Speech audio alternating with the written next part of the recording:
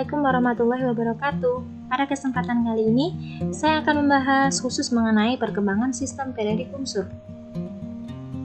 Jika kalian memperhatikan ketika kalian belanja di supermarket atau minimarket, benda-benda yang dijual di sana disusun sesuai dengan kelompoknya. Misalnya, snack akan berada di etalase snack, kemudian buah berada di etalase buah, sabun berada di etalase sabun, dan lain sebagainya.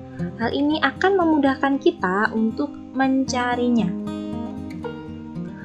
Begitu juga dengan unsur-unsur yang ada di bumi, kurang lebih sudah ditemukan sebanyak 118 unsur kimia, baik itu unsur buatan maupun unsur alami. Nah, apabila kita akan mempelajarinya satu persatu, tentunya akan sangat rumit dan akan sangat susah. Oleh karena itu, ilmuwan terdorong untuk melakukan penelitian untuk menyusun unsur-unsur yang ada di bumi ini ke dalam sebuah tabel periodik sehingga kita akan lebih mudah untuk mempelajarinya.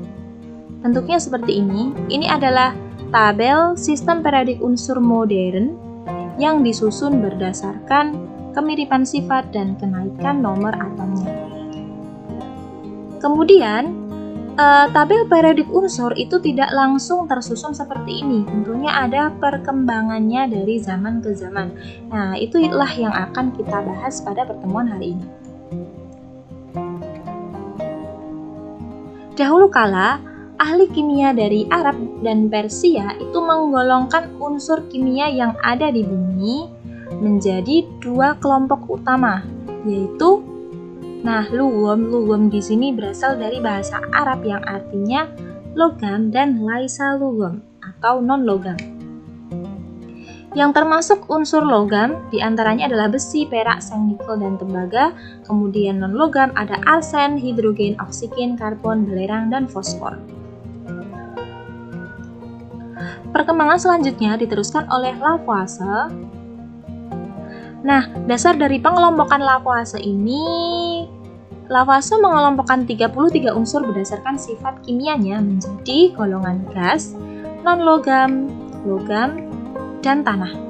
Yang termasuk gas diantaranya adalah cahaya, oksigen, nitrogen, hidrogen.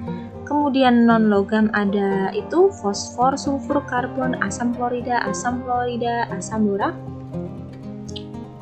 Itu non-logam. Kemudian yang logam ada antimon, arsenik, bismut, kobalt, dan lain sebagainya.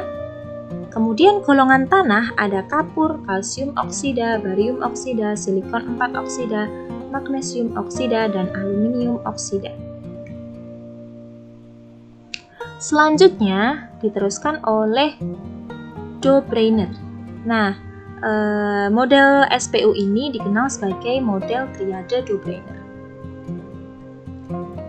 Triade Dobreiner mengemukakan bahwa massa atom relatif unsur kedua merupakan rata-rata dari massa atom relatif unsur pertama dan ketiga. Jadi dasar pengelompokannya adalah 3 unsur disusun karena massa atom yang tengah merupakan rata-rata dari massa atom kanan dan kirinya. Sehingga membentuk 3 triade. Nah, ini bisa dilihat di tabel grup A. Triadenya adalah terdiri dari litium, sodium, dan potasium atau Li, Na, dan K.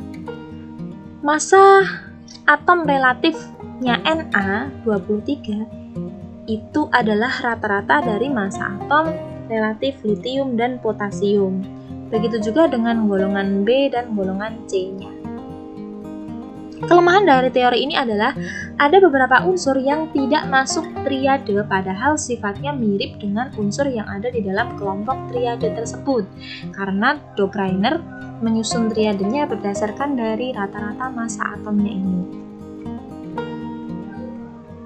Selanjutnya adalah oktav Newland. Oktav itu berarti 8. Dasar pengelompokan ini adalah jika unsur-unsur disusun berdasarkan kenaikan massa atomnya, sifat unsur tersebut akan berulang pada unsur ke-8.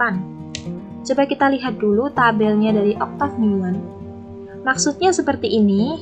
Jadi Newland itu menyusun bahwa sifat unsur golongan pertama itu akan sama dengan golongan 8. Kemudian golongan kedua berarti nanti akan sama dengan golongan 9, dan seterusnya. Kelemahan dari teori ini adalah masih ada kotak yang terdiri dari 2 unsur. Nah, di sini dijadikan satu kotak karena memang sifatnya itu mirip.